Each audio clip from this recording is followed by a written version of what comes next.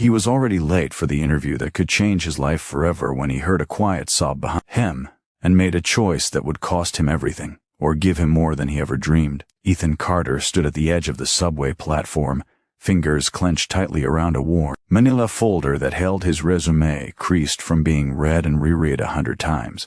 Today wasn't just another interview. It was the interview, the kind people whispered about, the kind that could finally lift him out of overdue bills, eviction notices, and sleepless nights wondering how long hope could survive on empty promises. His phone buzzed again. 8:42 a.m. The interview was at 9 sharp. One missed train and it would all be over.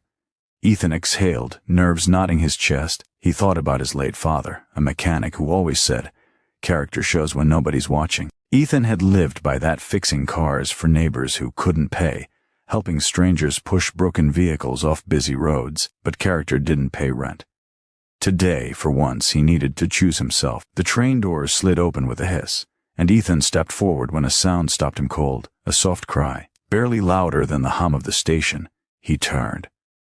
Near the stairs sat a young woman in a wheelchair, her hands trembling as she struggled with a broken wheel jammed against the edge of the platform. Her hair was neatly pulled back, but strands had fallen loose, sticking to tear-streaked cheeks. People passed her without a glance, some checking phones, others pretending not to notice. The elevator sign blinked red, out of order.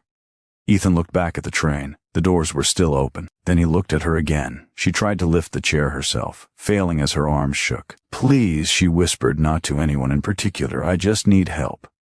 Ethan's heart pounded. He checked his watch. If he stayed, he'd miss the train, miss the interview, miss his chance. The doors began to close. He stepped back onto the platform. "I've got you," he said gently, kneeling beside her.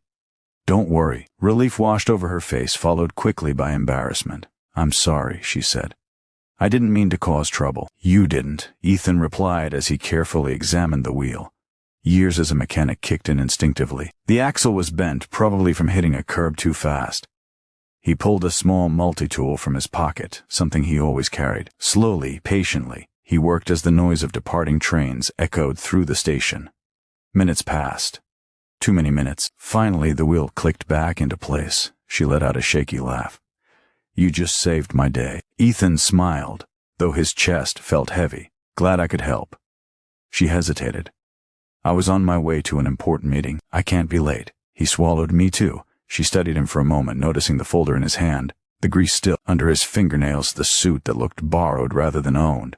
"You missed it, didn't you?" He nodded. "Yeah, guess I did." "I'm so sorry," she said, her voice breaking. He shrugged, forcing calm he didn't feel. "Some things matter more." An announcement echoed through the station. His interview time passed. As he turned to leave, she called out, "What's your name?" "Ethan." "I'm Claire," she said softly.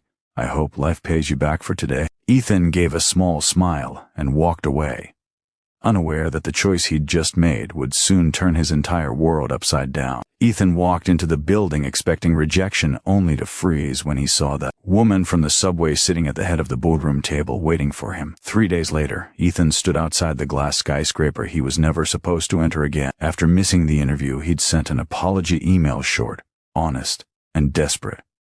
He expected silence. Instead, he received a single-sentence reply: "Please come in on Friday at 10 a.m. No explanation, no promises." Now his palms were sweating as he stepped inside. The receptionist smiled. "Mr. Carter, they're ready for you." The boardroom doors opened, revealing a long, polished table surrounded by sharply dressed executives. Ethan's heart sank. This was too big, too polished, too far from greasy garages and broken tools. Then he saw her. Claire. She sat at the head of the table, confident, composed, her wheelchair sleek and perfectly positioned.